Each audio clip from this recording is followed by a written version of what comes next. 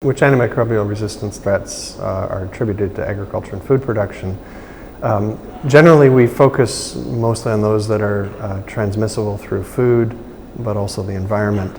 And generally that takes us to the enteric bacteria, those bacteria that are shed in the animal's feces and then can either unintentionally contaminate food or can escape from the farm through water, soil, and plants. That means we focus a lot on pathogens such as Salmonella, Campylobacter, but we also focus on indicator organisms such as the E. coli and the Enterococci. The resistance genes that we're most concerned about in the present day are those that code for resistance to third and fourth generation cephalosporins and fluoroquinolones, and those have been classified through the World Health Organization list of critically important antibiotics as critically important. So to summarize most of my major research findings on resistance in animal production settings, most of what I've tried to do with my research career is to focus on applied field settings, so practical potential interventions or ways that farmers or veterinarians can change the way they raise animals or treat animals to minimize the risk due to resistance and the effects on public health. So some of the things we've looked at are whether we can change the way an antibiotic is used, whether it's formulated in short or long duration, whether a single animal in a group or a whole group of animals is treated, and the ecological effects of how we use those antibiotics strategically. The other thing we've also examined is alternatives to antibiotics.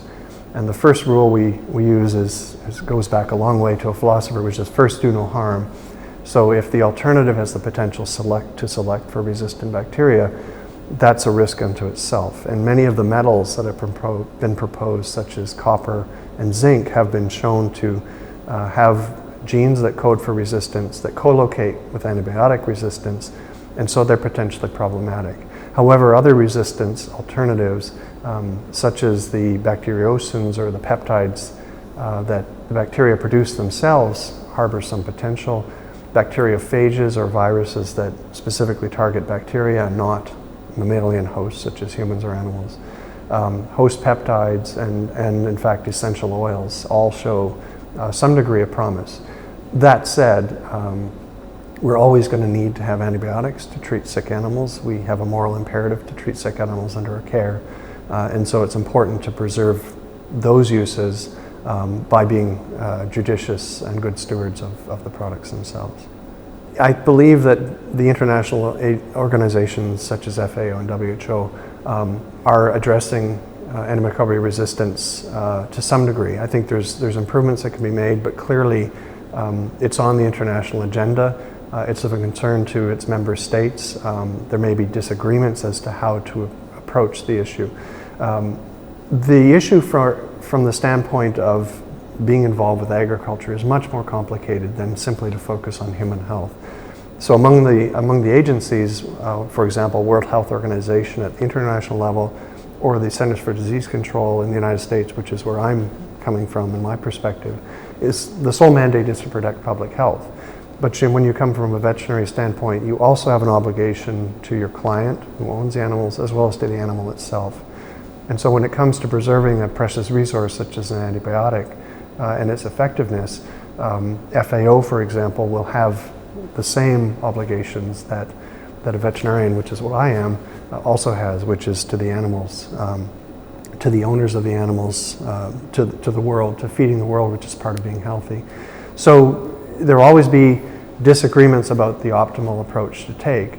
But part of the process and where the value of global organizations such as FAO and WHO is a platform for these discussions and these deliberations, as well as to thereafter to develop appropriate country level capacity building projects that will differ depending on where you are in the globe, where the priorities are.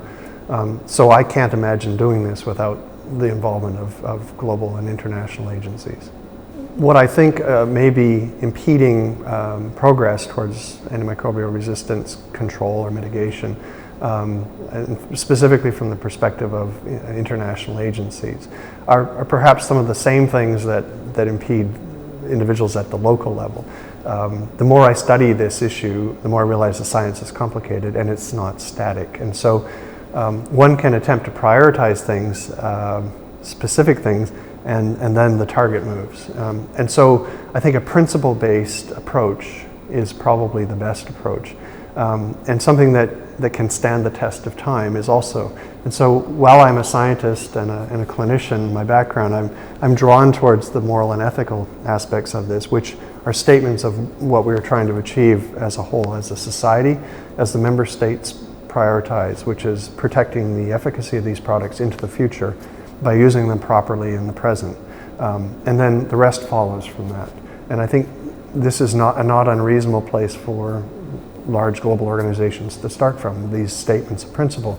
And we're seeing more of that. Now then the question is, well, how do we get the boots on the ground? How do we take action? And those necessarily will be customized to each region or each country or member state, and even each agricultural production setting they're in, because the risks differ, the production approaches differ. And I think that what FAO and WHO can do is to take what we call the 35,000 foot or the jet airliner view of the thing and to try to help to allocate the resources. The resources will always be limited. We'll always say, well, we don't have enough to do what we need to do. But there's always enough to sort of begin to move people in the direction of understanding the criticality of the issue. And in many cases, some of the anecdotal stories or the anecdotes from different regions of the world are when farmers and veterinarians recognize that family members or friends or colleagues have had a problem with a resistant bacterium, that can become an incredible motivator. It can change people almost overnight, 180 degrees in terms of their views, to realize the importance of what they themselves do and their actions can have a global significance. So I think that that's what WHO and FAO can do. It will not be a one-day solution. It will be a continued initiative that will have to be flexible, that will have to adapt because the risks, the threats, the hazards change. We just had a new one introduced in November that we hadn't seen before. So that's a game changer, and so a principle-based approach allows one to adapt rather than to feel burdened into a rules-based approach, which I think would not be flexible enough to handle this problem. My key message is essentially what I've been speaking about to many people. It's really to be adaptable to changing science, to retreat into principles when needed, to consider the moral and ethical aspects as important as the science. Because the microbes adapt so quickly, the science will change, but the general principles that we're trying to deal with to address the issue will I think are universal, and I think they can be important in motivating individuals in the long run. So can I recommend 3 papers, for example? And I wish I could. I think that every 4 or 5 years there's a good review paper that comes out in the literature. There's one I might point you to from 2011 by Marshall and Levy. But again, as I mentioned, the science changes, and we need to be careful because even though this area requires a lot of advocacy, what we really need is papers that can point to the science as well as potential solutions in a positive way. And I think that's possible, but at the moment I can't point you to 3 specific papers that can do that. At least that's not in my opinion. Another question is, what is the importance of feed in terms of antimicrobial resistance in agriculture? And I think feed is paramount, the quality of the feed that the animals consume in production agriculture. When we recognize that enteric bacteria spend part of their lives in an animal host and part of their lives in the environment, the only way that new bacteria are introduced into the animals and then potentially propagate is through the mouth, orally. So through the water, through the feed, and potentially through contact with the environment. But obviously there's a major component of the daily intake in the animal that comes through feed. So sustaining the quality of the feed, reducing the bacterial pathogen load, particularly those of resistant bacteria, but also not just pathogens, indicator organisms who harbor resistant genes that can be shared with other bacteria once they're in the animal.